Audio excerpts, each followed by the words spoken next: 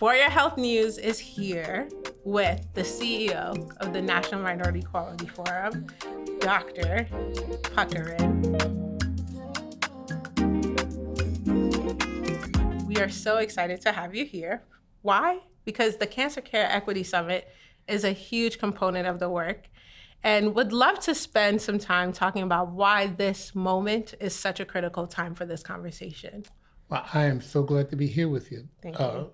And looking forward to the conversation. Yeah. So why is this time so critical when we're talking about cancer care in minority and underserved communities? So let's get a little context Before I can answer that question. So here's what we know. We know that 56% of African Americans live in a carcinogenic environment. Been living in those carcinogenic environments for years. Ben Chavis talked about it in 1984. What we also know is that that carcinogenic environment is elevating their risk for cancer. Can't say that it's exactly causing cancer, but we can say that it's elevating their risk for cancer. That's what the scientists would allow us to say. That's good for me, right? Yeah.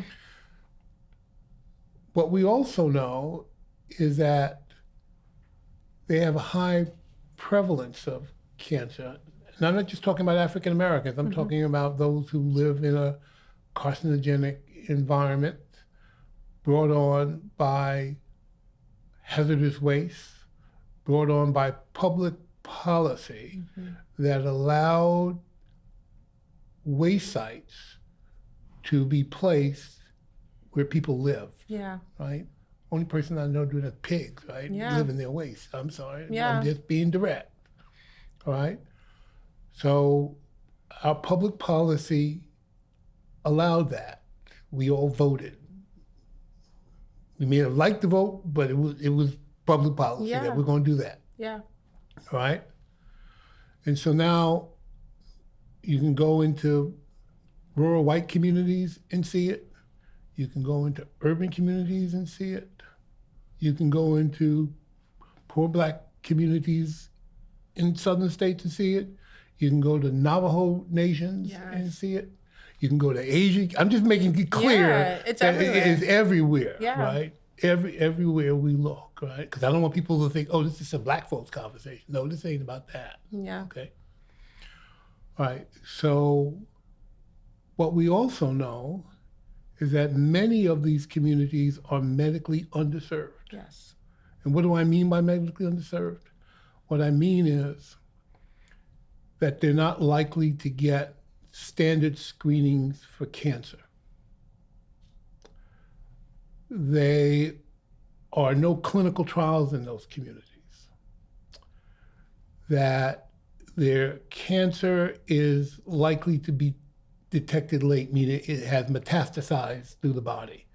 We don't have science for metastasized cancer. We can give you a couple months, but we can't fix that one, right?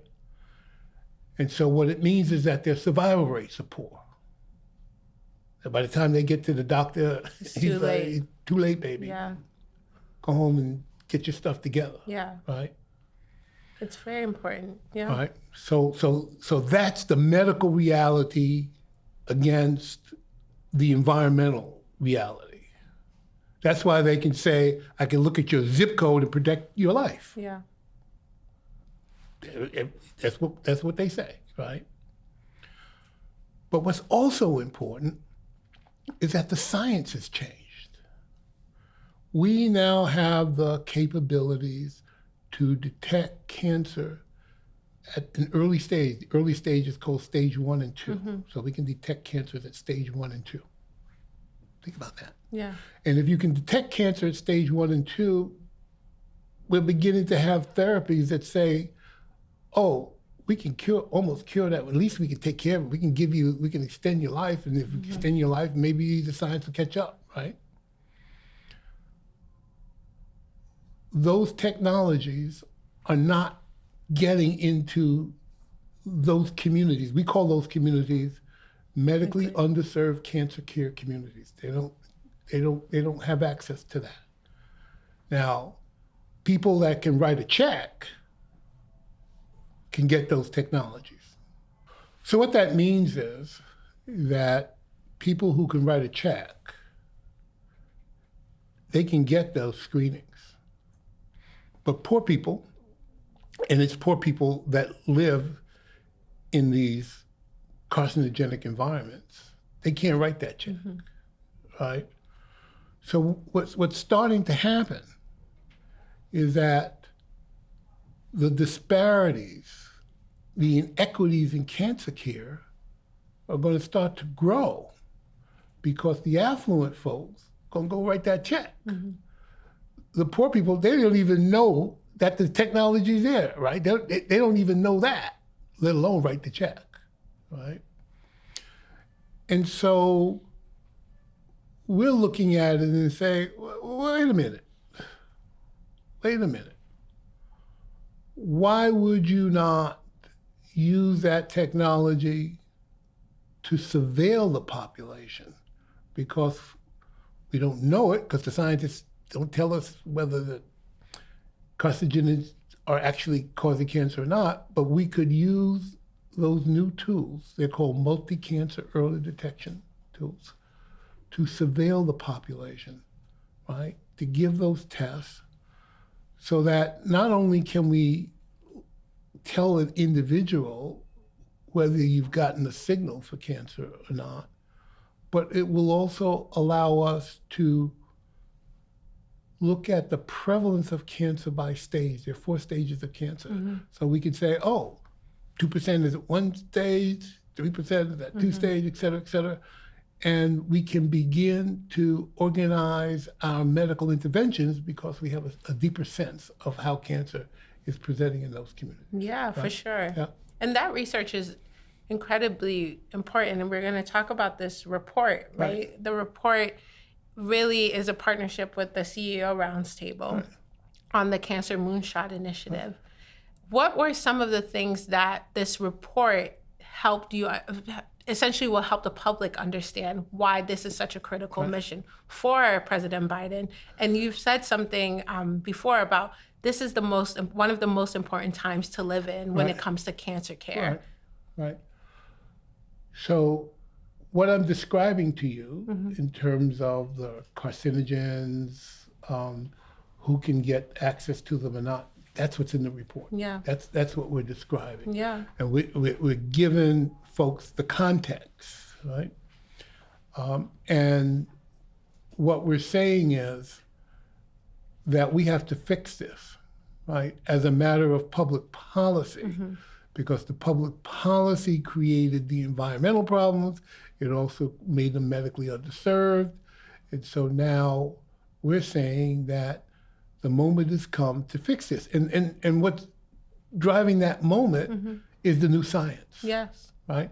Now, in fairness, the new science is so new that we don't have all of the evidence that we need to have. And so some of the academic folks say, well, we ought to be studying this like for 10 years. But we ain't got 10 years. We got to get into these communities right now because of the historic risk that they've had, okay?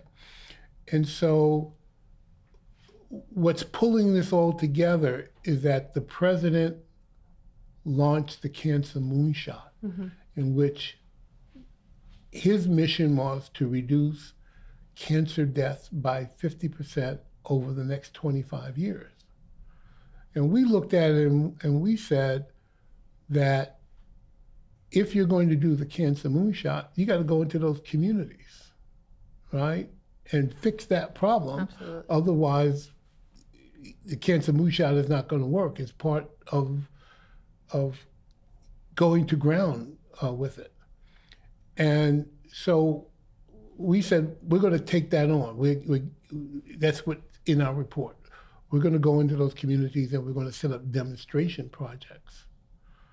And those demonstration projects will collect the science and the information while simultaneously getting access to best modern therapy for the folks in those communities.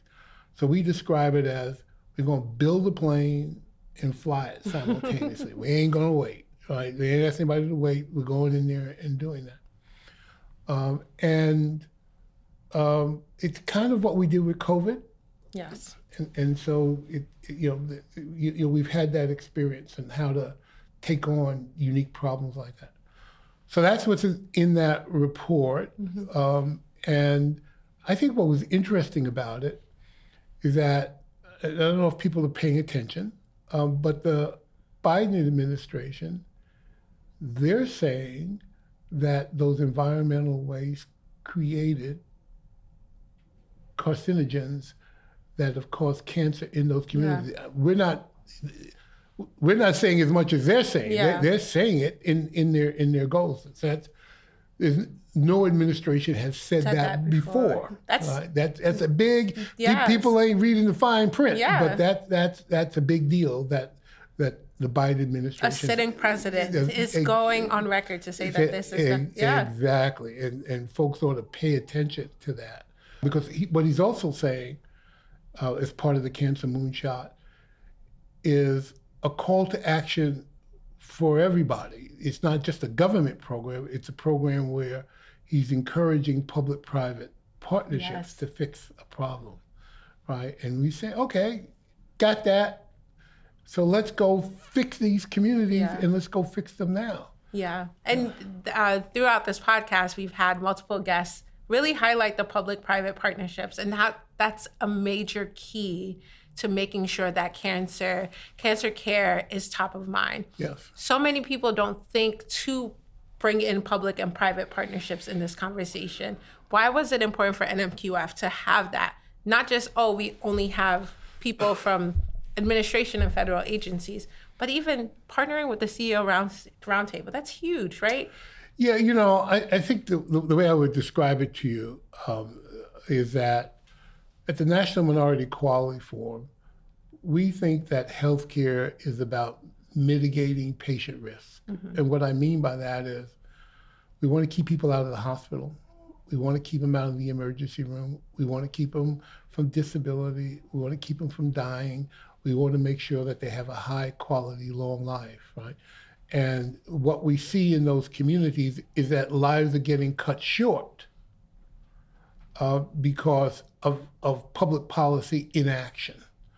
And so we want to galvanize those public-private partnerships to go into those communities and transform cancer care. So that's why NMQF is doing what it's doing.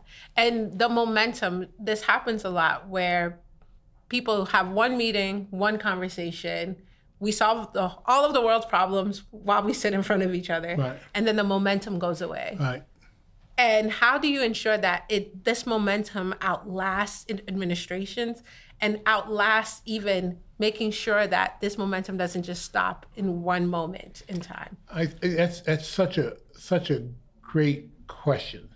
And I would offer you a lot of different answers to it, but I'm going to choose this particular answer, right? And I'm going to use, Black history as a departure point. So when I look at Black history, it's only 50 years that we've been able to have our own voice. I'm sorry. The Civil Rights Act. I'm sorry. The rest of them can talk about they were in a free market and they had freedom, and that wasn't our experience at all, right? We had to fight over 300 years for that bad boy. And where we are now is we have an opportunity to define the communities that we want to live in. That's the moment we're in right now. What do we want to live? And we talk about building sustainable, healthy communities. And so part of what drives us is the recognition that we are standing on the shoulders of people who fought 300 years for us to stand up and say, we're going to take care of those carcinogens in our community, and we're going to make sure we get best modern care for the people in the community. And we're not just going to do it for us. We're going to do it so that all Americans have access. That's my historical answer to why now and why we're doing what we're doing. No, that's real. And we've been using this term a lot, is rising tide raises all boats, right? Yes. If you're providing services for the most underserved, it doesn't just help that community, it helps everyone. Because now we're living in a society where everyone is thriving and actually has the chance to self-actualize. Mm-hmm. And it's incredibly inspiring to see that the work that NMQF is doing and that. What excites you most about the future of this work? So now I'm going to give you the second part to your question, right? One of the things that African Americans relied upon in that 300-year struggle was the founding creed of the country, the social contract, right? And the argument was, the Declaration of Independence, life, liberty, and the pursuit of happiness. Mm-hmm. Well, Jefferson actually wrote conservation of life, liberty, and happiness. But here's the point. We agreed that we're going to come out of the state of nature meeting. We're not going to walk around and beat each other over the head. We're going to put a civil society together, right? And we're going to give up those native freedoms to knock people over the head and say we're going to live civilly together, both being the governed as well as the government, because it's a government of the people. So it's both government and government simultaneously, right? And part of that social contract was we came together to conserve life, liberty, and the pursuit of happiness, right? We didn't say that some people get and some people don't. That's not the contract. The contract is that we do things together, and we, on the conservation of life side of it, we don't value one life over another, right? And so it is really bringing forward in another context what African Americans, because if you think about it for half a second, we've been sort of the keeper of that dream. While everybody else had it, we had to go fight for it. And in our fighting for it, we expanded the franchise. We brought freedoms to other people besides ourselves. And now this is just another part of that struggle. So it's just broader than us. Absolutely. And so what are you excited about? The fact that if you go in that room where we put together this Cancer Equity Summit, there's every kind of specialist in that room. There are oncologists, there are AI specialists, there's policymakers, there's oncologists, there are patient advocates, right? And they're all in there because they said, we want to go help those communities. That's what makes me excited. And we want to do it together. I think it's not just we're here, we just want to do it together. And the way I interpret that is we want to do big things together, big things. And it's for such a time as this. Yeah. Thank you so much. Well, thank you.